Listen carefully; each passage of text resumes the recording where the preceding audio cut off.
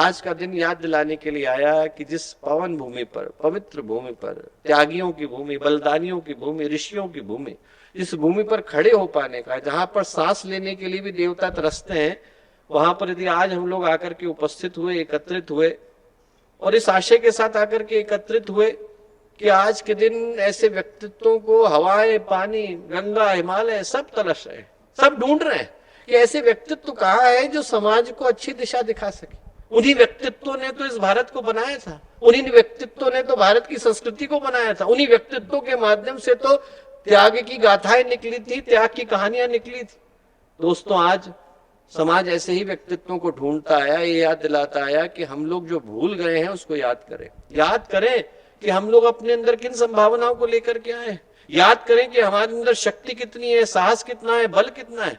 कभी कभी भगवान अनेकों रूप लेकर के आते हैं याद दिलाने के लिए जो हम भूल गए। एक बड़े प्रसिद्ध संत हुए, नाम था बुल्ले शाह। वो व्यापारी थे और अपने घर में बैठ करके हिसाब किताब कर रहे थे। सुबह से शाम हो गई, हिसाब किताब करने में लगे थे। उनके गुरु आए, गुरु बाहर दुकान के खड़े हुए थे। आधा घंटा हो गया, 1 घंटा हो गया, 2 घंटा हो गया, बुल्ले शाह की नजर ऊपर नहीं उठी। 2 घंटे के बाद नजर ऊपर उठी तो देखा उनके गुरु बाहर धूप में तप रहे। उनको बड़ी शर्म आई। गुरु ने पूछा, बुल्ले क्या कर रहा था?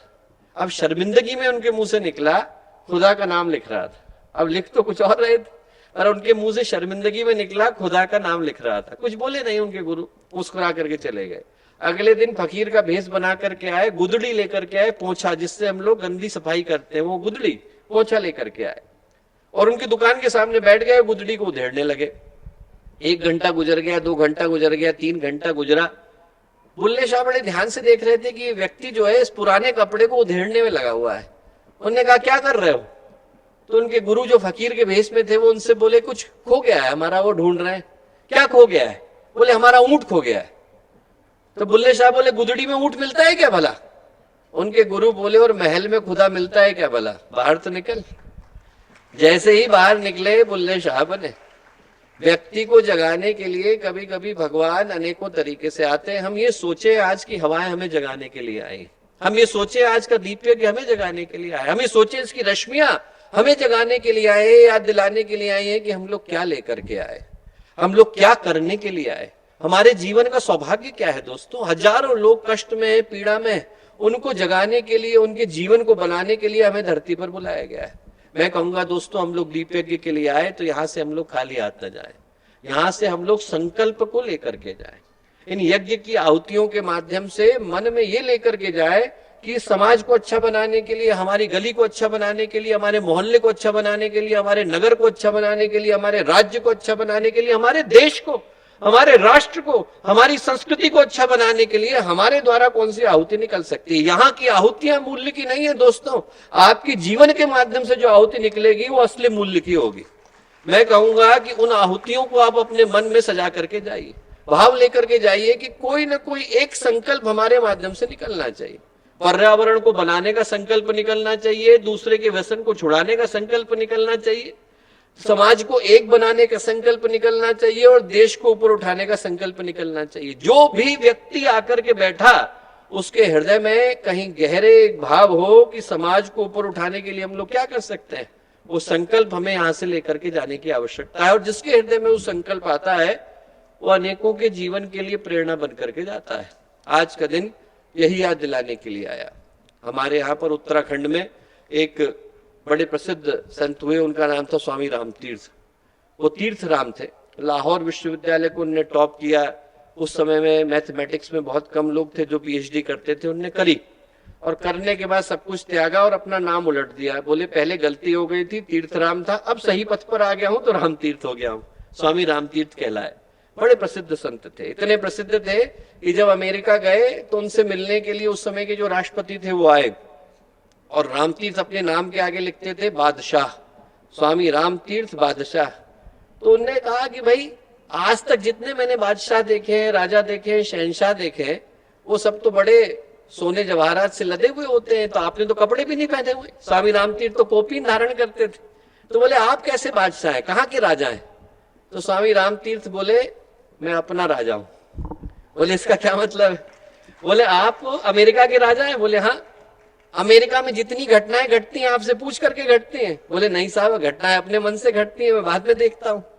बोले मैं अपने व्यक्तित्व का राजा हूं, मेरे व्यक्तित्व के अंदर एक भी घटना ऐसी नहीं घटती जो मेरे से पूछे बगैर घट जाए। बोले जो आत्म विजेता है वही विश्व विजेता है। संत कबीर ने कहा है ना, चाह मिटी चिंता मिटी मनवा बेपरवाह, चाह मिटी चिंता मिटी मनवा बेपरवाह, जिसको कुछ नहीं चाहिए वही शहंशाह, जिसको कुछ चाहिए नहीं वही शहंशाह। स्वामी रामतीर्थ अपने को शहंशाह कहते थे। एक दिन क्या हुआ, वो जा रहे थे टिहरी के ऊपर, चढ़ते चढ़ते उन्होंने देखा कि एक छोटी सी बच्ची है अपने भाई को पीठ पर बोरे की तरह से लाद करके ले जा रही है।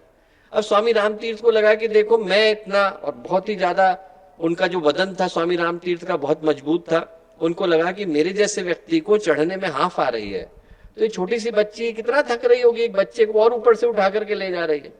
तो उन्होंने उससे कहा कि बेटा तू थक गई होगी, मुझे दे दे, भार लग रहा होगा। वो छोटी सी बच्ची रुकी, स्वामी रामतीर्थ ने अपनी आत्मकथा में उसका उल्लेख किया है। वो छोटी सी बच्ची रुकी, मुड़ करके स्वामी रामतीर्थ से बोली, स्वामी जी भार आपके लिए होगा, मेरे लिए भाई है। दोस्तों मैं कहूंगा और कुछ लेकर के जाइए न जाइए, ये भाव लेकर के जाइए कि ये देश हमारी माँ है।